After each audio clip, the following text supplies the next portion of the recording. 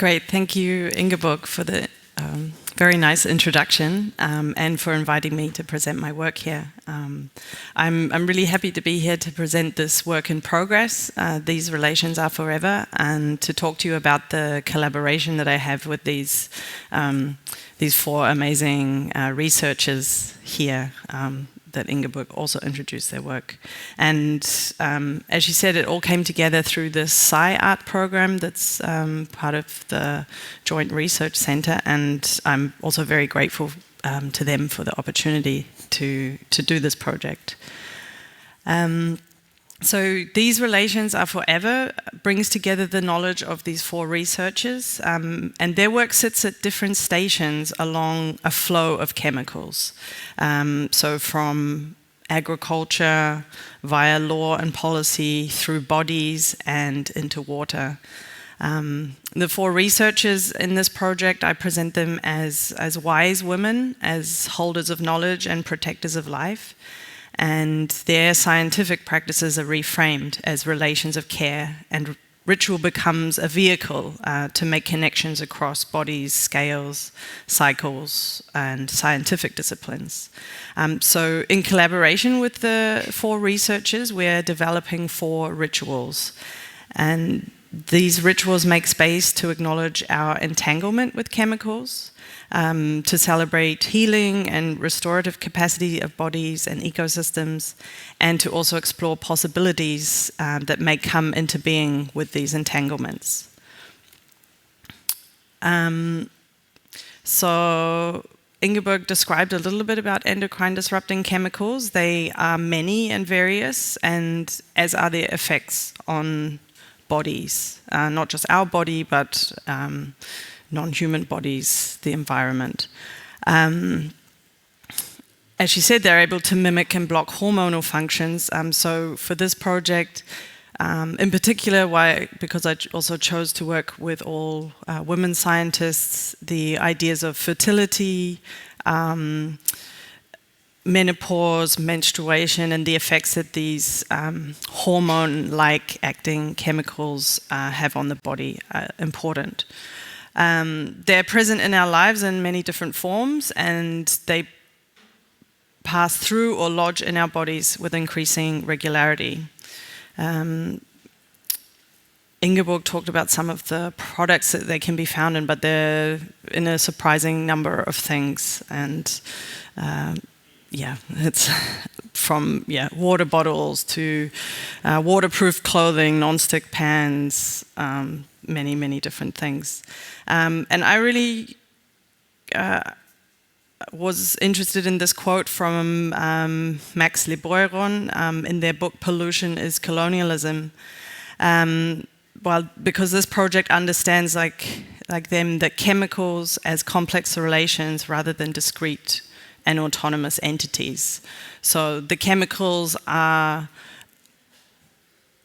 a way to see the relationships that they draw together. And I'm particularly interested in the connections made by these chemicals through product, people, and systems. And so looking at the endocrine-disrupting chemicals and the four research practices revealed an assemblage of hormones, bodies, water, pesticides, pharmaceutical companies, farmers, food packagings, lobbyists, cows, toxicology labs, environmental policy, corn, fish, cells. All of these things are somehow connected around these chemicals. So why did I choose to translate their practice into ritual?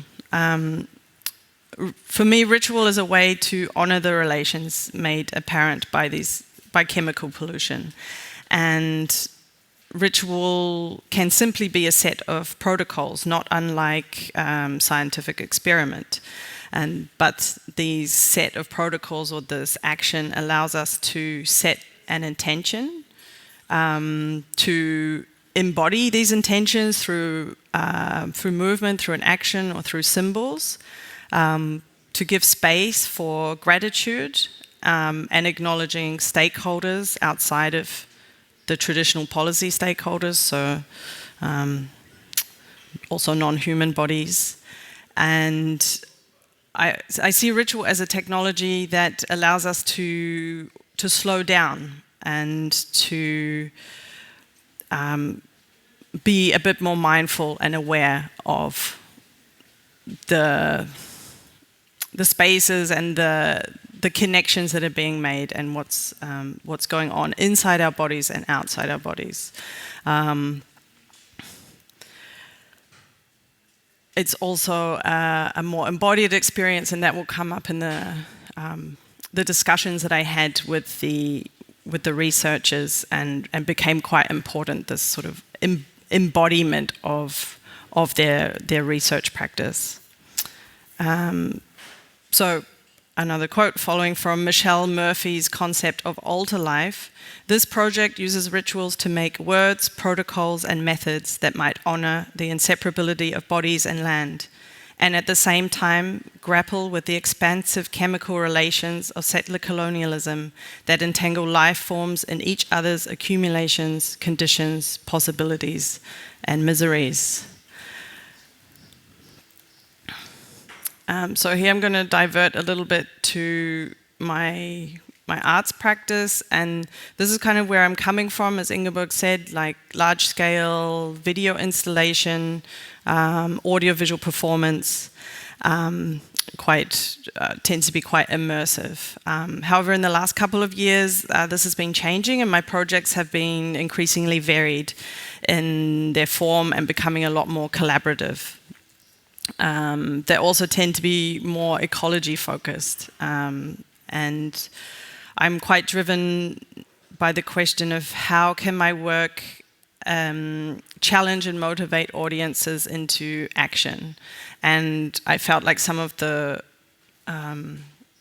installations that I was doing previously were not focused enough on topics that were important to me. So I first became interested in environmental policy while working on the All Rivers and Species Act. This was also a collaborative project with the 5 other artists here, and it grew out of an interest in giving legal personhood to the Whanganui River in New Zealand, where I'm from actually. And so this idea that a river could have the legal standing of a person, but then also, what does it actually mean? And in the end, we created a fantasy policy document. So we were quite interested in language and policy, but also this idea of the river as a being, and that sort of set the project in 2 different ways. And so we made this fantasy policy document in collaboration with GPT-2 at the time, which, looks like policy. It's sort of formatted like policy, but as you start reading it, it becomes a lot more poetic and full of things that you would never find in a policy document. But we also evolved this into a workshop, which was sort of, at the start, a kind of meditative greeting the river, sensing the river, being with, and then evolved into a making with the river. So we listened with hydrophones, we got people to form a river spirit with clay, and it was a much more like embodied experience directly at the river. This then turned into a collaborative virtual world where we 3D scanned the river spirits, and we brought their drawings and their sound recordings into a virtual space. But we kind of did that collectively, and I very much enjoyed this workshop where we had physical presence at a river, and then we also moved it into a digital space. This collaboration with Nayeli Vega also uses the power of virtual worlds to tell stories of past, present, and future relations with bodies of water. And we developed a methodology to work with with bodies of water, but specifically with urban waterways. We were interested in starting with the water that's around us. And this process is sort of a bit from like field trips and sensing and listening to the river, and then building materials. This is a weaving done by Nayeli that then becomes a texture in a virtual space. So this, like, how do we get to know the river through an embodied experience, but then also building a virtual experience. So these projects have then influenced how I'm approaching this collaboration at the JRC. These are some photos just from my residency time there. I had two 1-week residencies this year.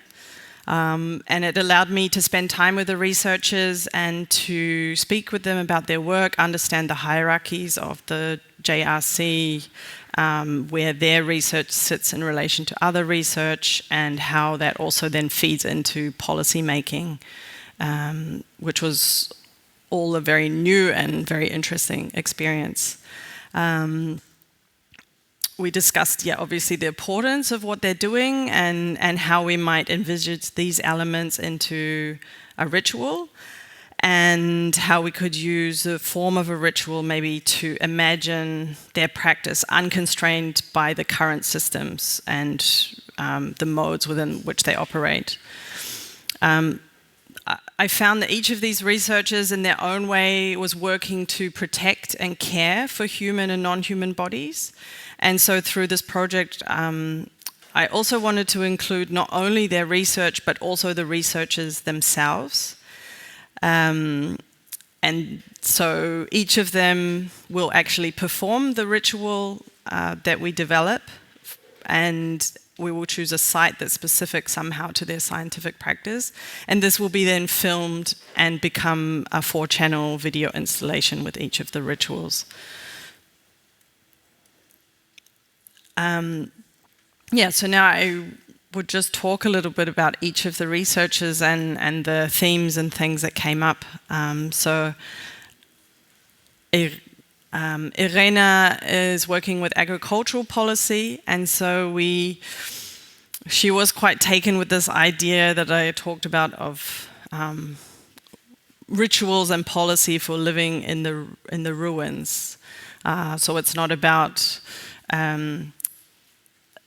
creating a perfect environment, this perfect environment that we somehow have in our heads that can never be, but it's about how do we work with what we have now and move forward. So landscape restoration and things like this. And I saw policy as a promise and also a declaration of intent. So we are writing her ritual where she will speak a text to the earth, and so she will be on site in a field, and really like this idea of making policy with the environment rather than dislocated in an office somewhere. And Sandra Köcker is a toxicologist, and so she's working with how do these chemicals affect our bodies, and also how do they affect other bodies as well. So this was interesting in terms of looking at multi-species effects of these chemicals, and making connection across different kinds of bodies. Sandra also was really keen that there's something positive about her ritual. So she's also very active in ways that diet and lifestyle can be beneficial. So her ritual is much more about cleansing. In the lab, when she was a toxicologist, she would often cleanse. She would be cleaning the cells as part of her preparation process. So her ritual is much more about cleansing, and we will introduce many of these objects that have endocrine-disrupting chemicals to be cleansed through a ritual. And then Saskia is not actually at the JRC. She's a professor at Strathclyde University in Glasgow, and her work is around law, but she takes a very interesting approach to law, which really caught my attention. She's interested in can law be presented in a different way? It doesn't have to be a text. Could it be embodied through dance? Could we understand the law through an artwork? Are there other ways of expression? So particularly this idea of embodied knowledge and translating of law into movement is going to be a key part of her ritual. On a personal note, she would also like her work to talk about menopause, and I think that's important in terms of what the effects of these chemicals do. And they bring the age of menopause down, like it becomes earlier. So thinking about these bodies, that have been through menopause are going to be more in the future. And so this ritual is somehow a celebration of that, because that's not necessarily a bad thing. And Katerina Cacciatori is working in water, and she has a project where she has made little packs where she can send to communities so that they can actually test their water for chemicals and send them back and use the laboratories at the JRC. So citizen science and evidence gathering. So I kind of call her the witness in this project. She's witnessing the chemicals as they have passed through this chain, like maybe they entered through pesticides into the soil and agriculture, they passed through our bodies, they passed through many other bodies, and then through into the water system. And so she is the one kind of at the end of my my imaginary cycle of witnessing that these chemicals have passed through this chain.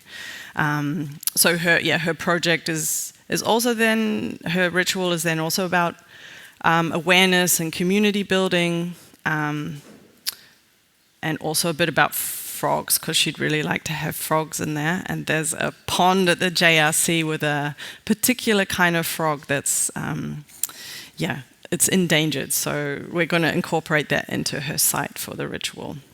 So I wanted to quickly finish on what can art offer science and policy. So I came to see that this project can offer scientists in their work a way to say things and expand on their research that wouldn't normally be possible within the scientific framework. So we can ask, what would you want policy to say if you had the power to write anything? Or how would your research practice change if emotional connections were also valid as knowledge, or emotional knowledge was also valid in a scientific context? We can also ask, what would policy be like if it was not profit or productivity driven, and instead based on concepts of care or on more than human health? So some of these questions will come up through the ritual. It's hard to explain without showing you, but I'm very excited. We're going to be doing filming at the end of summer to put these rituals together, and the work will be shown, I think, starting from January at a museum in Brussels. So that is the end. Thank you very much. I'm actually also giving a workshop with Nayeli, who was one of my collaborators, and so we have a River Encounters workshop. It's in two parts. First part's at midday at 12:30, and the second part is late at night at 8. And you can join one or the other or both. They work together or separately. Thank you.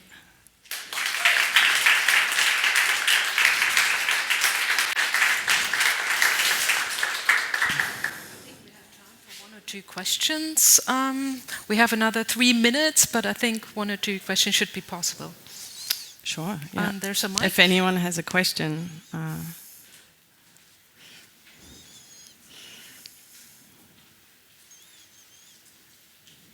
Nope. Okay. Oh, super. That's good. And I missed part of your talk, so I don't know if you said anything about it. Yeah. Like, do you have an opinion if it is easy to find out if you have those chemicals in your body, and then also if it would make sense scientifically? I could say yes, you have those chemicals in your body. They've done tests on like different groups of populations, and some of the kinds of endocrine disrupting chemicals, something like 98% of people had them in their bodies. So I would bet that yes. I guess the thing with this is I realized we can't do much about it. So these rituals are a bit more about thinking, how do we live with the chemicals? Whilst also being aware of their effects and where they're coming from, and but they're kind of already there. Yeah. More questions? Super. Hi, I don't know if you can enclose this information, but I will ask it anyway. Where will you record the videos for this project? In the studio or in out of nature? No, we will. Each ritual will have a different site, and mostly they're based around the Joint Research Center. So Sandra's will be filmed in a lab, and Katarina's will be filmed at this pond that's actually on site. It's like a big campus with lots of different buildings where the different departments, but they have this pond that's actually now basically a reserve. They can't, because the frogs are very particular, and so so we'll film there. And Irene, I'm trying to organize that we film in a field, like maybe a cornfield after they've harvested, but definitely like an agricultural field. And Saskia will, I think, come to Berlin, and we're going to film in an old chemical factory somewhere. But yeah, yep. Yeah, if there are no more questions, that would be fantastic. So we can move to the next talk by Mary Magic. Thank you very much for your presentation. You.